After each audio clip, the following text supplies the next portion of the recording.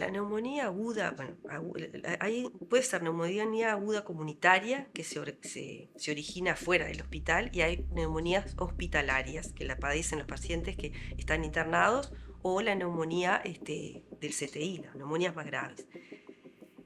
La puede padecer, bueno, y es una enfermedad que afecta a los pulmones. Es una infección pulmonar. Sigue siendo la primera causa infecciosa de muerte. La podemos tener cualquier persona. Una persona sana, un niño, un adolescente, un adulto sano o un adulto mayor y personas con comorbilidades, con enfermedades. Lo que va a variar ahí es la evolución.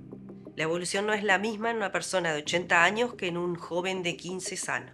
La experiencia fue una sorpresa prácticamente, porque son de esas situaciones que nunca te esperás. Una persona que no es fumador, que practica actividad física de forma recreativa, pero para estar saludable, y que de la noche a la mañana te encuentres internado con oxígeno, como que es un poco impactante. Lo es para uno y lo es para el entorno familiar.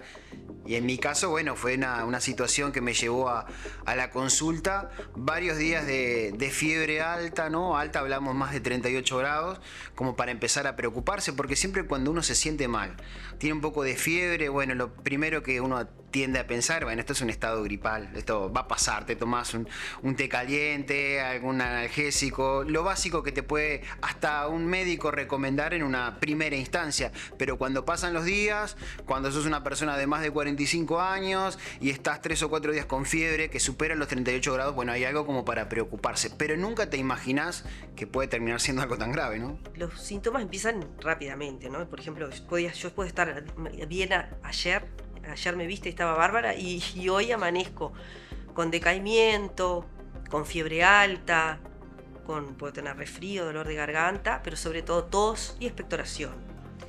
Y expectoración, lo que nos orienta más es la expectoración mucopurulenta. Puede agregar algún dolor tipo puntada al respirar en el tórax, ¿tá? En los hemitórax, en alguno de los hemitórax también puede. Cuando hay un compromiso de la pleura, que se afecta el pulmón y también afecta a la pleura, es común que dé un dolor al respirar, que la persona respira hondo y le duele, o con la tos le duele.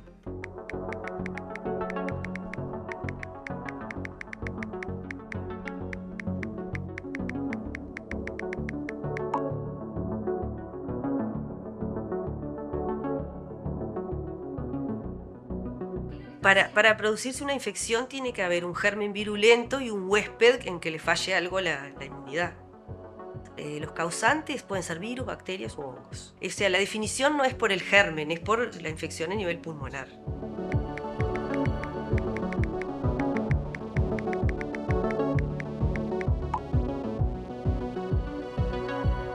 Yo empecé con un poquito de tos, además de la fiebre, y eso me llevó, bueno, a consultar, pero no pensando en que la situación podía ser demasiado complicada, porque cuando uno a veces tiene fiebre, te decaes mucho, te sentís muy mal. No era mi caso, no me sentía tan mal. Es un cuadro agudo. Tú estabas bien y de repente empezás con esos síntomas. El tema de la consulta fue la cantidad de días que tenía fiebre y que no bajaba.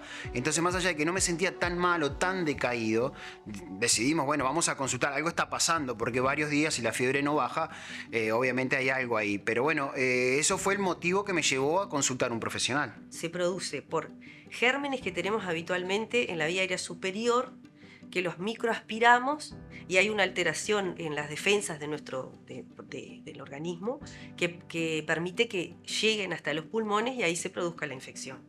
Ese es el mecanismo más común originado por las bacterias, ¿tá? Que en mi caso no era una neumonía tan manifiesta, no era que simplemente hicieron una placa y ya quedaba claro que sí, este paciente es para internar y hay que empezar con determinados tratamientos, como sucede cuando algo está claramente visible en los estudios. En mi caso había muchas dudas, porque se hizo una placa, porque se me medía el oxígeno en sangre y estaba al límite. Bueno, eso llevó incluso a que los médicos tuvieran una consulta entre profesionales dentro del mismo sanatorio, porque bueno, me escuchaban los pulmones, me escuchaban la respiración, que es ese análisis típico que te hace el médico de guardia, y había ahí una mínima duda y esto llevó al médico a consultar a otro, y ahí entre los dos decidir, me acuerdo en el momento de decir, bueno, no, este paciente tiene que quedar internado, lo que me causó una gran sorpresa, porque yo fui simplemente para que me diagnosticaran o me dieran un analgésico un poco más potente para bajar la fiebre, y resulta que me encontré con que me tenía que quedar internado. Y es evolutiva, ¿está? Porque, por ejemplo, yo como médica te veo hoy. Tenés esos síntomas, yo te ausculto, vos sos sana, no tenés ningún factor de riesgo. Está bien, toma esto para la fiebre, bueno, pero digo, seguir controlando, si la fiebre sigue, si agregas algún otro síntoma, si te empieza a faltar el aire, bueno, enseguida consulta. Y bueno, de repente te veo en 3 días y ya te ausculto el foquito, se escucha con el estetoscopio, se escucha un ruidito que nosotros le decimos crepitantes, que es que lo que está mostrando es que los alvéolos están ocupados por el líquido, que es la infección, por el pus que hay a nivel del alveolario, uno escucha ese ruido. Bueno, y ahí certifico que clínicamente tengo la sospecha de que tenés una neumopatía aguda y hacemos una placa, una radiografía de tórax y se ve una opacidad que es, los pulmones en la placa el aire se ve negro y ahí se ve como una mancha blanca irregular, que es ese pus que está dentro de los alvéolos, es lo que se ve en la placa, ¿tá? Y ahí, bueno, esta persona tiene una neumopatía aguda y hay unos análisis de sangre que hacemos, que es de inflamatorios, parámetros inflamatorios, que es la PCR, que aumenta, los glóbulos blancos aumentan los leucocitos, y bueno, ahí dice, bueno, esta persona tiene una neumopatía aguda. Yo al principio no tenía idea de lo que me estaba pasando porque, bueno, no me sentía tan mal y no dimensionaba lo delicada que es una situación de neumonía, ¿no? Digo, empecé a tomar conciencia cuando, bueno, me pasaron a sala, empezaron a traer equipos, empezaron a verme médicos, empezaron a venir profesionales más allá que era tarde en la noche, empecé a darme cuenta de que, bueno, de que era una situación que a los profesionales, a los médicos los preocupaba, más que a mí en ese momento todavía. Y bueno, cuando me pusieron una máscara de oxígeno, que era la primera vez en mi vida que me pasaba, siendo que yo no me sentía tan mal y que en ese momento no me faltaba el aire. Entonces cuando me dijeron no hay que colocar la máscara de oxígeno y me seguían midiendo el oxígeno en sangre y estaba ahí al límite, pero seguía bajando. La saturación es la cantidad de oxígeno que hay en la sangre, ¿tá? Y ese nivel, por ejemplo, la saturación normal es 97, 98, 99. En el COVID habíamos puesto 92, que si la persona veía que tenía 92 menos, que enseguida llamara. Pero, por ejemplo, hay pacientes, los EPOC con enfermedad pulmonar crónica, pueden tener, pero ya baja la oxigenación por la enfermedad. En estos casos le bajaría más, entonces sería una situación más complicada. No, y en cuanto al diabético, lo que tiene más, se puede complicar más por extensión de la neumonía. ¿Tá? Como es un inmunodeprimido, empieza en un lóbulo, se puede extender a otro lóbulo, puede asociar derrame. El diabético tiene más probabilidad de complicarse, por eso siempre hay que estar atento, ¿no?, en esos pacientes. Yo tuve una semana internado, 5 días estuve internado y bueno, también otra de las situaciones que hoy recuerdo casi que con gracia, pero marcaba un poco la preocupación que iba en aumento en mi persona, es que empezaba a recibir muchas visitas. La gente se empezaba a enterar de que tenía neumonía y como que se preocupaban y yo decía, apa, pero esto de la neumonía es algo más serio de lo que a veces uno puede presumir, ¿no? La neumonía es pus en el pulmón, o sea, los alvéolos que normalmente tienen que tener aire están ocupados por pus. Y eso ya te genera una cierta insuficiencia respiratoria, o sea, dificultad para respirar. Si soy una persona sana no me pasa nada, pero si soy un EPOC, que ya tengo comprometido mis pulmones, eso ya me va a generar una cierta insuficiencia respiratoria. Ahí puede ser que tengas que hacer la gasometría si ves que la persona, bueno, tanto que lo vimos con el COVID, el saturómetro, saturás y ves que está 92 o incluso menos de 90, bueno, hay que hacer una gasometría. Y sí, porque cuando vos te internan y te empiezan el tratamiento, hasta que no estás con el oxígeno en sangre mínimo necesario y tolerable para la medicina, no te van a dar el alta. Y bueno, eso tardó. Y bueno, y después juega un poco también la parte psicológica, ¿no? Porque mismo uno se empieza a preocupar y a mí me pasó y me pasó tiempo después de incluso haber recibido el alta, ¿no? Después que yo estuve internado me empezaba a faltar el aire y tenía en determinados momentos esa sensación de falta de aire, lo que incluso me llevó a consultar un prestigioso neumólogo de acá de Maldonado, que bueno, me dijo, Eduardo, bueno, ¿qué te pasa? ¿A vos te pasa esto y esto? Sí, tenés esta sensación en las noches, te despertás con ansiedad. Bueno, sí, dice, lo primero que tenés que hacer antes de empezar ningún tipo de tratamiento es tranquilizar tu cabeza.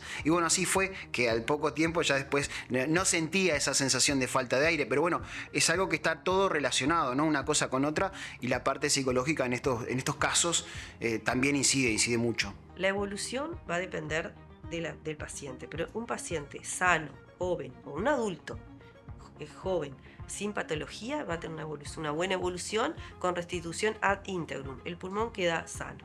¿tá? Como si... Una semana o 2. Sí, sí, en general. La placa de tórax, el control se hace al mes. ¿Tá? Esperás porque demora más en resolvérsela a nivel radiológico. Los síntomas, en unos días ya la persona está bien. ¿Tá? Pero el alta total se la darías, bueno, si la placa está bien, al mes. Pero antes ya puede reintegrarse, hacer su actividad si está bien. Estoy hablando de una persona sana.